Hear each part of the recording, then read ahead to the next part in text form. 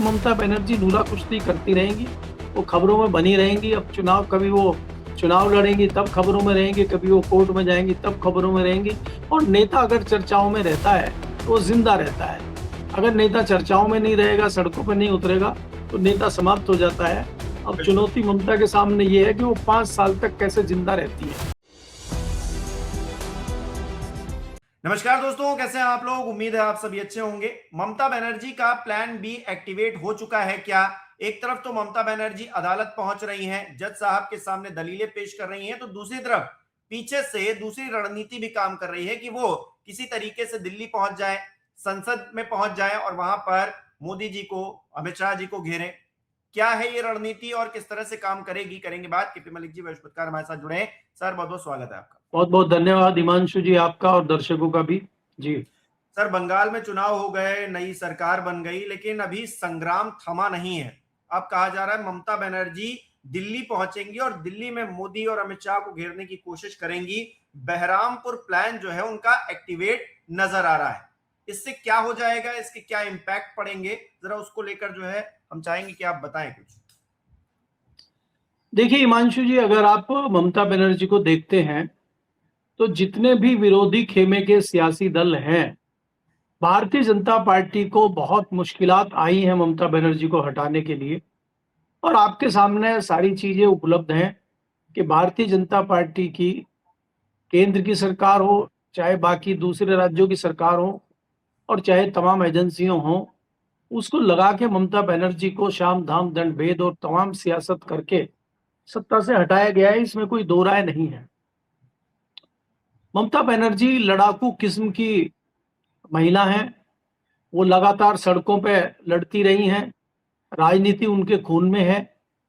तो वो इतनी आसानी से बैठेंगी नहीं, वो बैठना भी नहीं चाहती हैं, क्योंकि अब उनको लगता है कि वेस्ट बंगाल में उनके लिए करने को ज्यादा कुछ अधिक है नहीं, और उनको अगर टक्कर ही लेनी है तो टक्कर फिर दिल्ली में ली जाए। तो इसी स्ट्रेटजी के तहत वो लोकसभा में आना चाहती हैं। लेकिन मुझे लगता है कि लोकसभा में आना भी उनके लिए इतना आसान नहीं होगा। पहली बात तो ये होगी कि आप एक सांसद का इस्तीफा अगर कराएंगे तो चुनाव आयोग कितना समय खींच देगा चुनाव कराने में, क्योंकि चुनाव आयोग तो आप जानते हैं।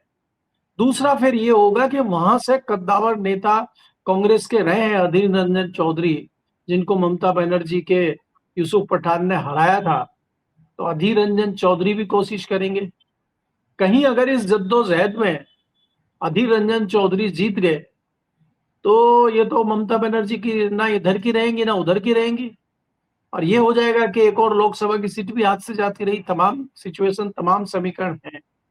लेकिन ममता बनर्जी अगर अपना कुछ इस तरह का प्लान बना रही है और वो आगे बढ़ रही हैं, तो उन्होंने तमाम गुणा भाग गणित सोचे होंगे, इसीलिए वो आगे बढ़ रही हैं।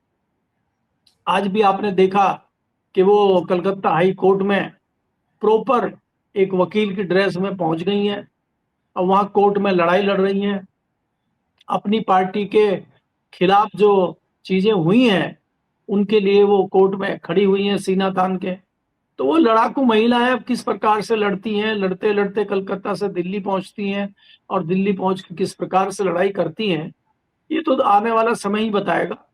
दूसरा, वो ये भी एक उनकी कोशिश हो सकती है कि वो अगर इसमें मामला नहीं बनता है लोकसभा में, तो वो राज्यसभा भी ट्राई कर सकती हैं। अपने किसी सांसद से इस्तीफा देकर राज्यसभा में आना आसान होता है, तो एक वो भी वो कोशिश कर सकती हैं। लेकिन सबसे बड़ा सवाल मुझे हिमांशु यहाँ पे ये दिखता है कि आजकल जिस प्रकार से नेताओं का, कार्यकर्ताओं का चरित्र हो गया है, तो क्या ममता बनर्जी अपनी पार्टी को कब तक बचा पाएंगे? जिस प्रकार से विधायक को रहता है कि वो मंत्री बने, सत्ता में से कुछ कमाएं, तो क्या ऐसे लोगों को ममता बनर्जी अपने साथ बांधे रखेंगी? क्योंकि 15 साल की सत्ता है और सत्ता में उनके साथ बहुत सारे लोग जुड़े हैं, लंबे समय से उनके साथ हैं। तो अभी ऐसी परिस्थितियां बन गई हैं कि वॉशिंग मशीन भी भारतीय जनता पार्टी यूज करेगी। जब आप 15 साल सत्ता में रहते हैं, 10 साल सत्ता में रहते हैं, कई सारे इनके कार्यकर्ता होंगे, कई सारे इनके नेता होंगे, तो उनके ऊपर तोते, गिद्ध और मैना लगेंगे, तो फिर वो उनके ऊपर जो है परेशानियां आएंगी। तो क्या फिर वो अ, भारतीय जनता पार्टी की वॉशिंग मशीन के में होते हुए पाला तो नहीं बदल लेंगे? अभी बहुत सारे सवाल खड़े होंगे आपको वेस्ट बंगाल की राजनीति। अब 5 साल तक आपको नई नई चीजें दिखाई देंगी और 2029 में क्या कमाल ममता बनर्जी दिखा पाएंगी ये देखना होगा। क्योंकि आप जब सत्ता में रहते हैं, तमाम हथियार, तमाम साम दाम दंड भेद आपके पास भी रहते हैं, आप भी करते हैं, लेकिन अब आपके हाथ में कुछ है नहीं। तो ऐसे में आप क्या कमाल वेस्ट बंगाल में दिखाएंगे 2029 में, ये देखना होगा। मुझे लगता है अब 2026 का चुनाव खत्म हो गया है, 2029 का जो चुनाव है उसको टारगेट करते हुए नई रणनीति कहीं ममता बनर्जी बना सकती है, मुझे ऐसा लगता है। अच्छा सर, ये भी कहा जा रहा है क्योंकि पश्चिम बंगाल में ममता बनर्जी की हार हो गई, तो अब आकलन भी किया जा रहा है हार हुई क्यों। अब ठीक है, चुनाव आयोग की एक अलग भूमिका है, संदिग्ध भूमिका है, उसको लेकर अलग सवाल खड़े हो रहे हैं, एसआईआर की प्रक्रिया को लेकर अलग सवाल खड़े हो रहे हैं। लेकिन ममता बनर्जी 80 सीटों पर आ जाएंगी, मतलब 100 से भी नीचे आ जाएंगी, ये कहीं ना कहीं उनके लिए भी कि उनकी पार्टी किस तरह से चुनाव लड़ी है और क्या सही लड़ पाई है। तो जो ठीकरा फोड़ा जा रहा है वो ममता बनर्जी, अभिषेक बनर्जी और आईपैक पे फोड़ा जा रहा है। आईपैक के लोगों के बारे में ये आरोप लगाए जा रहे हैं कि इन लोगों ने सही जानकारी अभिषेक बनर्जी या फिर ममता बनर्जी तक नहीं पहुंचाई। जहां पर कमजोर थे वहां पर भी कहते रहे कि हाँ ठीक है स्थिति, और वहां पर भी जो है आगे चीजें बढ़ गई, उसके बाद जो है उनकी हार हो गई।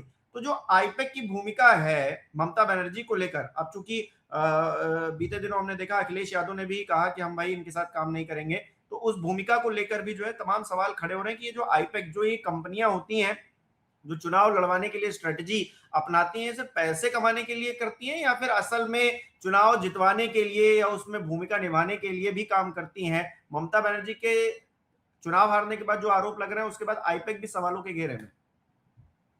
देखिए हिमांशु, अगर आप देखें वो एक एजेंसी है, उसका सबसे पहले मुद्दा फाइनेंस का है, बाकी मुद्दे उसके सब बाद में आते हैं। और आपने देखा कि फाइनेंस के मुद्दे पे ही उनके लोगों को गिरफ्तार किया गया, छापामारी हुई। अगर वो इस तरह की चीजें नहीं होती तो उनके ऊपर क्यों छापे पड़ते। और ममता बनर्जी जब छापेबाजी हुई तो ममता बनर्जी सीधा दफ्तर पहुंच गई। आईपैक की जो फाइलें वो वहां से लोग ले रहे थे, उसमें तमाम चीजें आपके सामने हैं। तो आईपैक, अब आप देखिए जब चुनाव आप हार जाते हैं तो तमाम कमियां आपको दिखाई देने लगती हैं। यही ममता बनर्जी अगर चुनाव जीत गई होती तो आज सेरा आईपैक आईपैक के सिर पे बंधरा होता। ममता बनर्जी जो है आज कहते हैं कि सबसे बड़ी लड़ाका यही है, उनके ऊपर सेरा बंधरा होता। इनके भतीजे के ऊपर जो है सेरा बंधरा होता कि उन्होंने चुनाव में बड़ी मेहनत की। ये तो देखिए जनता है, कहती रहती है, लेकिन हकीकत ये है कि 15 साल की एंटी कॉम्बेंसी भी कहीं ना कहीं थी।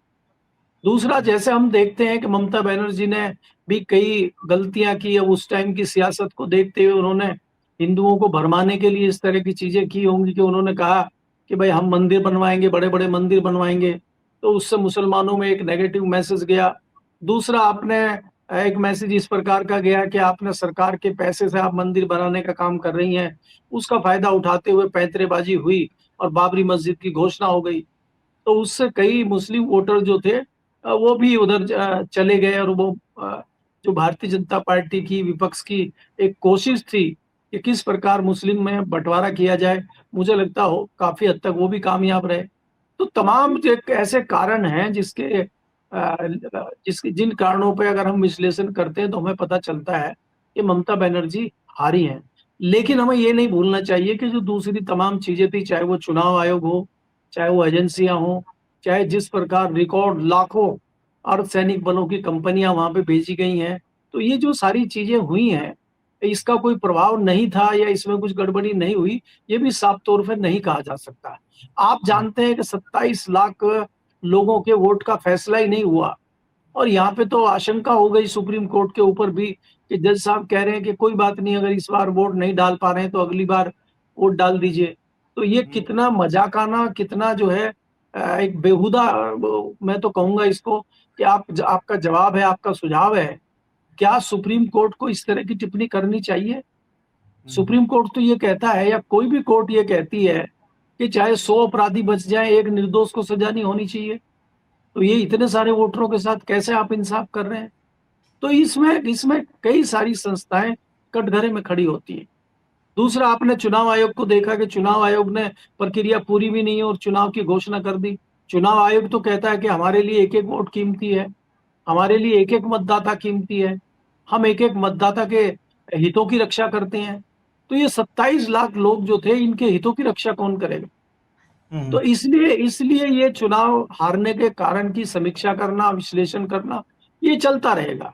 लेकिन बहुत सारी चीजें आपके सामने हैं जो दिखाई देती हैं कि हार और जीत के क्या सीधे-सीधे कारण हैं। तो ये कब तक चलेगा?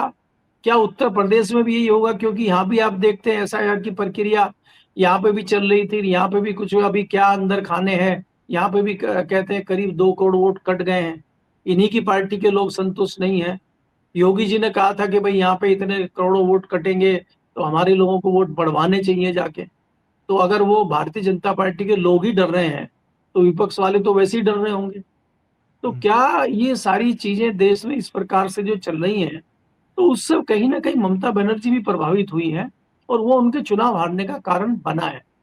फिर भी मैं अंत में यही कहता हूं कि इसमें कोई दो राय नहीं है कि उनकी 15 साल की एंटी इनकम्बेंसी भी होगी, दूसरे मुद्दे भी रहे होंगे। लेकिन ये भी एक बड़ा कारण है कि जिस प्रकार से वहां एजेंसियों का प्रयोग हुआ है। जी।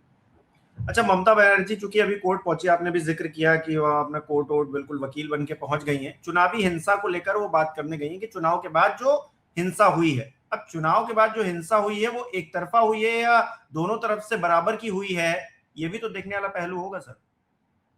देखिए हिमांशु, अगर आप देखें वो कोर्ट में इस तरह की चीजों पे लड़ रही हैं। उनका कहना यह है कि वो पुलिस से कहें, कोर्ट पुलिस से कहे कि वो व्यवहार ठीक करें। पुलिस का व्यवहार कैसा होता है और वो किसके कहने पे ठीक करता है, ये आप भी जानते हैं। यही ममता बनर्जी थी आजकल, आज तक जो है वेस्ट बंगाल की पुलिस इनके हाथ में थी। तो ये जैसा चाह रही थी ऐसा हो रहा था। अब सत्ता बदल गई है और पुलिस तो सत्ता की कठपुतली है। तो अब तो उसकी सत्ता है, तो उनकी सत्ता के इशारे पे पुलिस जो है वो नागिन डांस करेगी। तो उसमें ममता बनर्जी का आदेश कोर्ट से दिलवाना, 1000 इस तरह के केस हमारे सामने आते हैं कि कोर्ट ने आदेश कर दिया है और पुलिस उस पर कुछ ध्यान दे ही नहीं रही है। दुनिया भर की इस तरह की चीजें हैं। कोर्ट में कितने सारे अवमानना के केस आते हैं कि कोर्ट के आदेश के बावजूद पुलिस उस पर एक्शन नहीं ले रही है। तो पुलिस को क्या करना है, कैसे करना है, पुलिस भी अपने आप स्वतः संज्ञान नहीं लेती है, पुलिस भी कुछ ऐसे नहीं करती है। पुलिस के ऊपर भी नेताओं का और सरकार का दबाव रहता है और उन्हीं के इशारे पे पुलिस काम करती है। वो खाली बंगाल का वेस्ट तो बंगाल में इतिहास रहा है, बंगाल का तो एक हिंसा का इतिहास रहा है, चुनावी हिंसा का। नहीं, इसीलिए मैं आपको कह रहा हूं कि वेस्ट बंगाल ही इससे अछूता नहीं है, ये तमाम प्रदेशों में होता है। लेकिन वेस्ट बंगाल सेंसिटिव इसलिए माना जाता है कि बॉर्डर एरिया है और हमारे बॉर्डर वहां सील नहीं है। बराबर में दूसरा सेंसिटिव एक देश है जो हमारा रिश्ते उसके साथ ठीक ठाक रिश्ते थे, लेकिन बहुत बढ़िया भी उस तरीके से आजकल नहीं कहेंगे जिस प्रकार वहां पे गतिविधियां हो रही हैं, लोग इधर से उधर जा रहे हैं। तो वो बड़ा खतरनाक मोड़ है। अभी पिछले दिनों आपने देखा था कि अंतर्राष्ट्रीय लेवल के कुछ लोगों को गिरफ्तार किया गया था नॉर्थ ईस्ट से। तो वो जरूरी नहीं है कि वो वेस्ट बंगाल ना गए हों, वहां से उन्होंने बॉर्डर क्रॉस ना किया हो। तो बहुत सारी चीजें हैं, वो सेंसिटिव प्रदेश है, तो कई सारी चीजें वहां पे महत्वपूर्ण होती हैं। तो इसलिए ये ध्यान में रखते हुए चीजें होनी चाहिए। तो कोर्ट क्या करेगी, किस हद तक करेगी? कोर्ट भी तो आदेश सीबीआई को या सीआईडी को प्रदेश की या पुलिस को ही देगी ना। तो उस पर कितना एक्शन पुलिस करेगी, कितना लोकल अथॉरिटी करेगी, ये तो आपके सामने है। बात यह है कि ममता बनर्जी नूरा कुश्ती करती रहेंगी, वो खबरों में बनी रहेंगी। अब चुनाव, कभी वो चुनाव लड़ेंगी तब खबरों में रहेंगी, कभी वो कोर्ट में जाएंगी तब खबरों में रहेंगी।